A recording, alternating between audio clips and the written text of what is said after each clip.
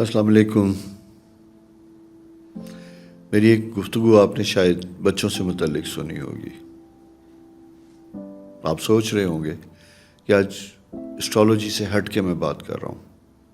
नहीं, एस्ट्रोलॉजी से हट के नहीं बात कर रहा, बल्कि एस्ट्रोलॉजी में बहुत ज़्यादा डूब के ये बात कर रहा हूँ। इसलिए कि एक शख्स का जो जायचा, एक शख्स की जो कुंडली है, वो उसकी ज़िंदगी की किताब है। वो उसके बचपन के असरात, पैदाइश से पहले, पैदाइश के दौरान, स्कूल, कॉलेज, प्यार, मोहब्बत, शादीशुदा ज़िंदगी, बुढ़ापे तक की पूरी ज़िंदगी की कहानी दिखाती है और बताती है। और आज का मेरा ख़ास मौजू है जिसको समझने के लिए आपको थोड़े से आपकी तवज्जो और ध्यान की ज़रूरत होगी। वो है तलाक। जी, तलाक। आहिस्ता आहिस्ता इसकी रेशो बढ़ती चली जा रही है। अब भाई हमारे पास कोई ऐसा डाटा जो है वो तो बनता नहीं है, लेकिन पहले सुना जाता था 10-12% है। अब मुख्तलिफ़ तरह के लोगों से डिस्कस करने से पता चलता है कि इसकी रेशो जो है खुला तलाक की बढ़ती चली जा रही है, 30% के करीब है। क्यों है?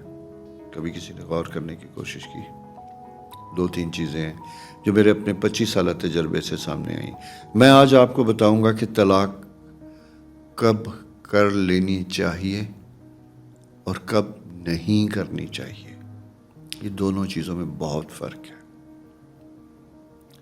हम जब शादी करते हैं बच्चों की, तो हमारी सारी तवज्जो होती है कपड़े, शादी के बंदोबस्त, दावत, खाना, वेन्यू, डेकोरेशन।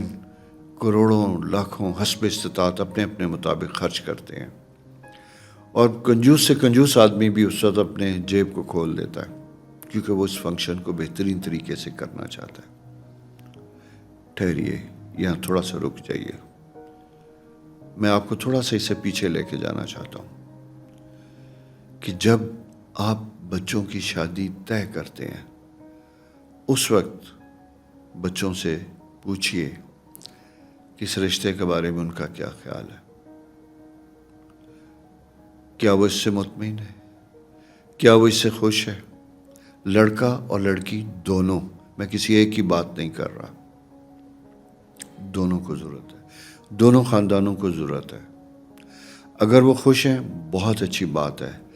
अगर उनके कुछ वहम या उनकी ज़ात में कुछ ऐसी चीज़ें हैं जो खौफ में मुब्तला करती हैं, तो उनके बारे में सुनें, उनको गाइड करने की कोशिश कीजिएगा। उनकी ज़िंदगी में इतना तजर्बा नहीं है, वो कभी कभी छोटी सी बात को ज़िद बना के उस रिश्ते से इनकारी हो जाते हैं। उसे समझाने की कोशिश कीजिएगा। अगर वो आराम से समझता है तो बहुत अच्छी बात है। अगर बच्चा किसी चीज़ पे डट जाता है कि मैं ये करूँगा ही नहीं, जो मर्ज़ी कर लें, वहाँ आपको रुक जाना चाहिए। और ये कहना कि कोई बात नहीं, शादी करते हैं, बाद में ठीक हो जाएगा, ये हम सबसे बड़ी गलती करते हैं। ऐसा नहीं करना चाहिए। मेरे अपनी केसेस में, मेरी फ़ाइलों में ऐसे केसेस हैं जहां लड़कियों ने या लड़कों ने शादी तो कर ली माँ बाप की वजह से कि वो नाराज़ हो जाएंगे, उनकी ज़िद थी, और उसके बाद फ़ौरन बता दिया अपने स्पाउस को कि ये ज़बरदस्ती की शादी है, ना मैं तुमसे खुश हूँ ना तुम मुझसे खुश हो, हमें इसे चलाना और निभाना है।